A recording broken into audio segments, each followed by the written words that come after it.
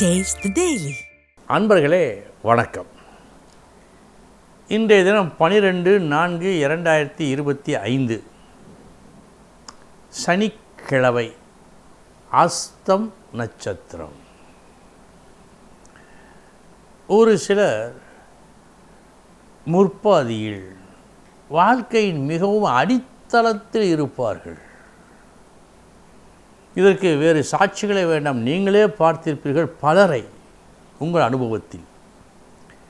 ஆனால் ஒரு கட்டம் வந்த பிறகு மிக மிக உயர்ந்த நிலைக்கு வந்து விடுவார்கள்.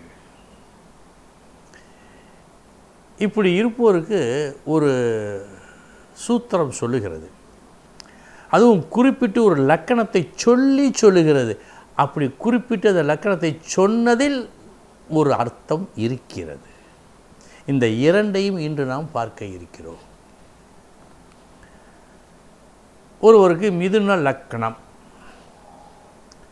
லக்கணத்தில் செவ்வாயும் சனியும், 5ஆம் இடத்தில் குரு.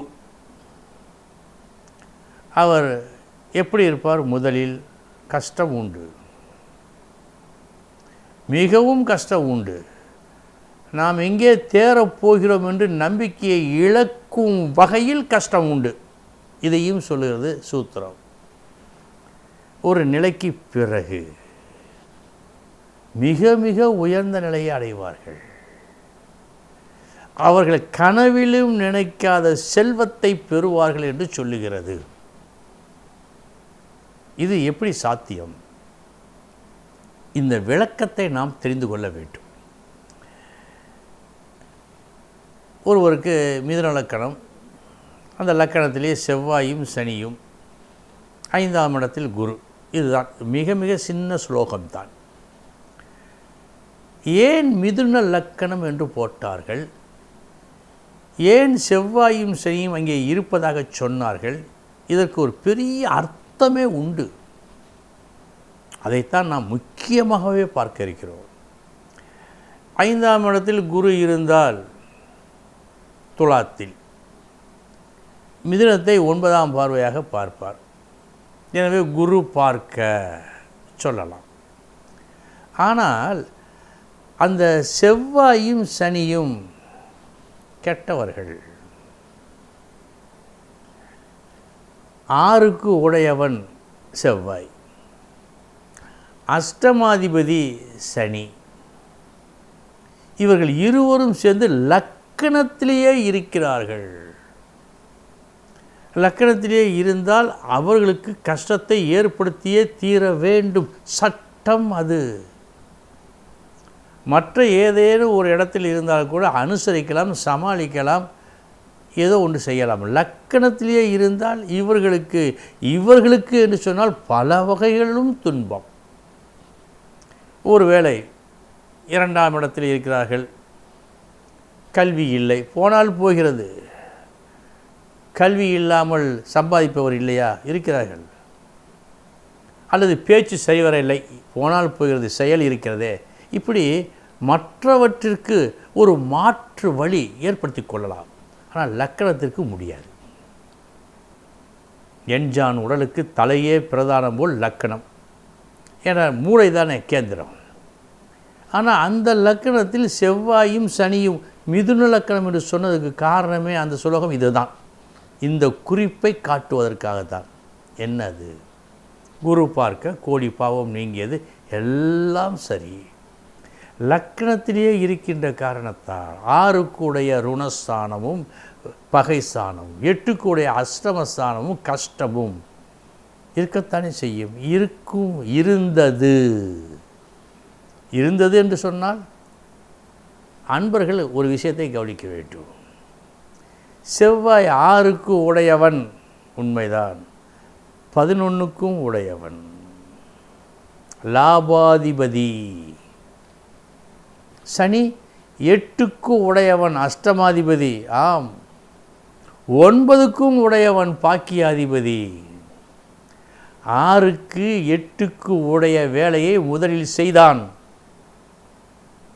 9, 11 வேலையை அதன் பிறகு செய்கிறான். எனவே அவன் உயர்ந்த நிலையை அடைந்தான்.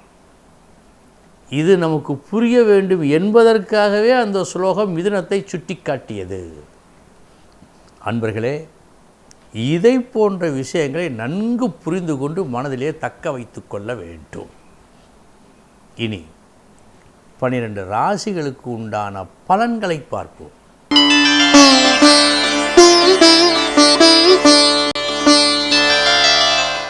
மேஷ ராசி அன்பர்களே, காரிய வெற்றி உண்டு.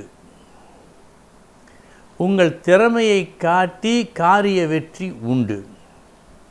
அந்த திறமை எதனால் உங்களிடம் வந்தது?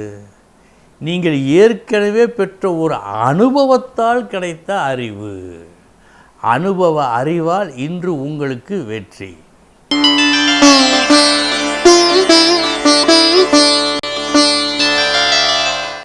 ரிஷபராசி அன்பர்களே, சில நேரங்களில் நீங்கள் ஒரு தவறான கணிப்பை கணித்து விடுவீர்கள் என்று காட்டுகிறது. அந்த தவறான கணிப்பால் அதன் வழி செயல்பட்டு சில அலைச்சலும் கஷ்டமும் நஷ்டமும் ஏற்பட வாய்ப்பு ஏற்படும். அப்படி காட்டுகிறது இந்த நாள். தவறான கணிப்பின் அடிப்படையில் செயல்பட்டு சில கஷ்டங்களை அனுபவிக்கும் நாள் என்று காட்டுவதால் கவனம் தேவை.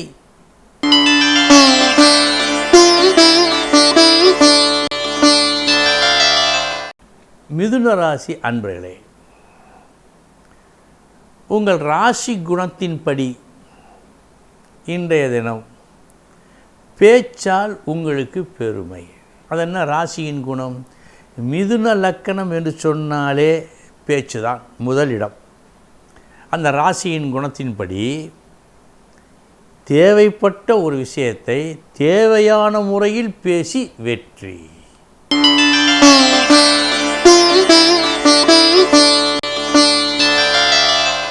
கடகராசி அன்பர்களே, நல்ல நாள்.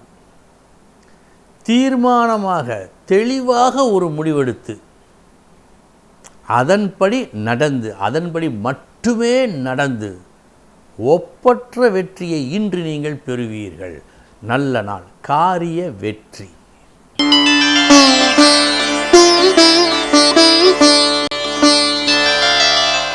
சிம்ம ராசி அன்பர்களே, கவனம் வேண்டும். இன்று உங்களது கைப்பொருள், முக்கியமாக பணம், உங்களை அறியாமலேயே உங்களை விட்டு போகலாம். கவனம்.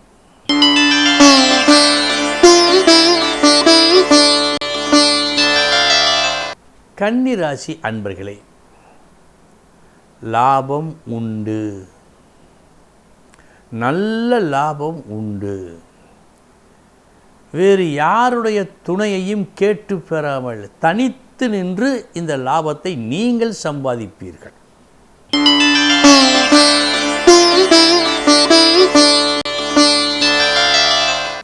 துலாம் ராசி அன்பர்களே,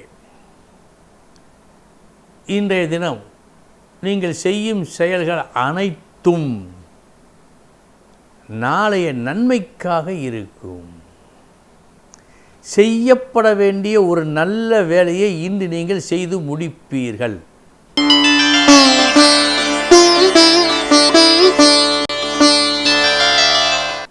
விருச்சிக ராசி அன்பர்களே, ஒரு உயர்ந்த பணிக்கு இன்று உங்களை ஒப்படைத்து செயலாற்றும் போது மிக உயர்ந்தவர்கள் உங்களுக்கு ஆதரவு கொடுக்கும் நாள் இந்த நாள். அந்த உயர்ந்தவர்களின் ஆதரவு கிடைத்ததே உங்களுக்கு பெருமை.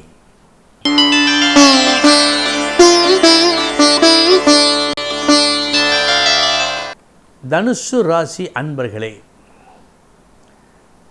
சில நேரங்களில் புதுமையாக செய்தால், புரட்சிகரமாக செய்தால், ஒரு புது வழியில் சென்றால் வெற்றி உண்டு என்று நாம் நினைக்கின்றோம்.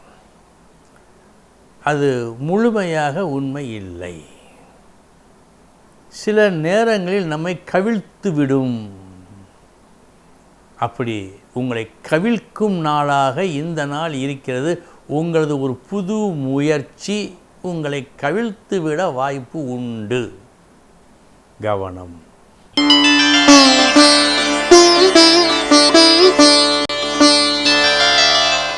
மகர ராசி அன்பர்களே,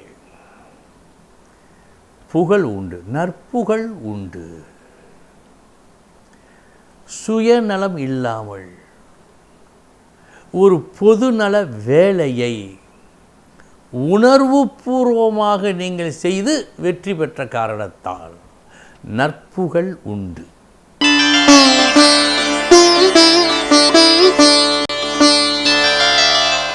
கும்பராசி அன்பர்களே, சில நேரங்களில் அத்தி பூத்தார் போல், சில நேரங்களில் முடிவும் தெரியாமல் இலக்கும் அறியாமல் ஏதோ ஒரு வேலையை செய்து அந்த வேலையால் சில நேரங்களில் நன்மை நடக்கும், சில நேரங்களில் தீமை நடக்கும்.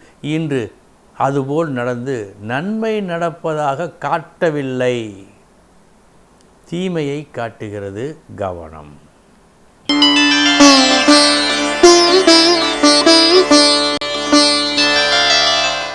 மீனராசி அன்பர்களே, நல்ல பெயரை எடுப்பீர்கள்.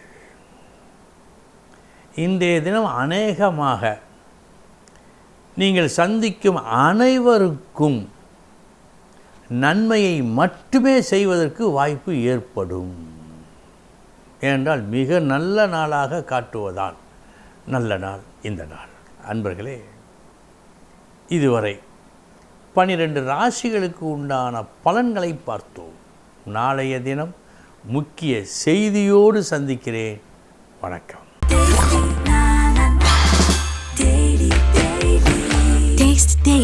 Taste the Daily.